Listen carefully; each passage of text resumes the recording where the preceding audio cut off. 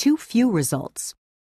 If your search gives you fewer results than you had hoped or expected, you can make a few simple changes to your search string that will bring you a larger set of results. First, rethink your terminology.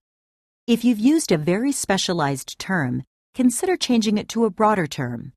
For example, the specialized term shinhanga, a type of Japanese woodblock printing, yields a very small set of results, but the broader term, Japanese woodblock printing, gives you a much larger set of results to work with. Second, consider minor adjustments to the way your search string is constructed.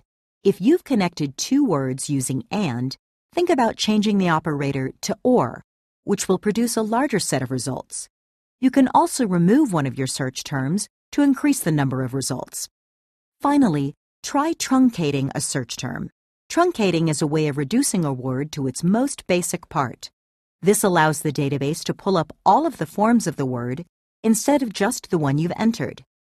Most databases let you truncate using an asterisk, so a search for the truncated term child will pull up results that use the words child, child's, children, and children's, whereas searching for children's pulls up only the results that use the specific form of the word. To truncate a search term, examine the search term you are using.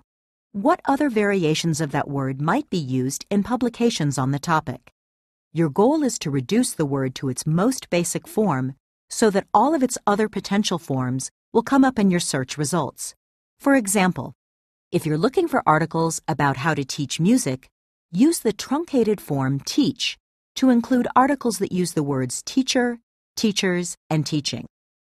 On the other hand, be aware that truncating a search term too much may bring in unrelated results.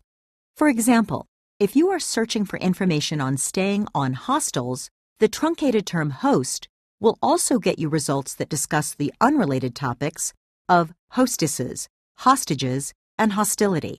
Truncating to hostel will get you a more precise set of results about hostels, hostelry, and hostelers. Staying organized. Your research, and ultimately the creation of your academic paper, will be easier and simpler if you take care to document your sources throughout your research. When you're searching a database, you will usually have the option to save chosen citations within a search session. This allows you to pick and choose citations as you adjust your search terms and not have to worry about losing a promising lead. Pay attention to how long these citations are saved.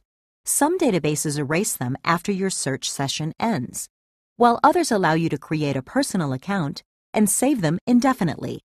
If you're not sure, it never hurts to export your chosen citations to a text file before you wrap up your search session. Some databases also offer you the option to save your search strings themselves, making it easier to move back and forth between multiple complex search strings. Citation management.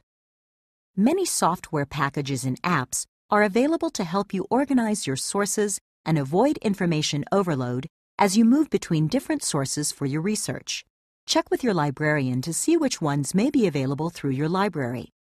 When you've collected citations within a database, you can choose to export your citations in a format compatible with many popular citation management programs.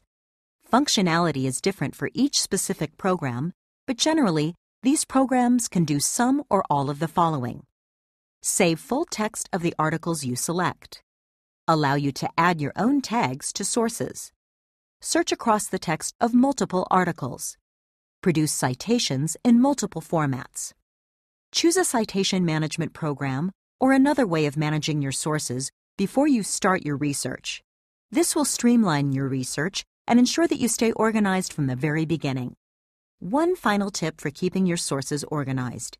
If you download copies of your articles, use a consistent naming convention that will keep them organized and help you remember their contents. Next steps. Remember the question from the beginning of this module? Where would you start finding information for a research paper about a writer you've never heard of?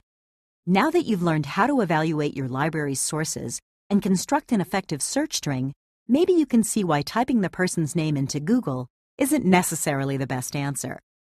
Next, we're going to move into a few practice activities related to what you've just learned. Then, you'll check yourself by taking a quiz on what you've learned in Module 1.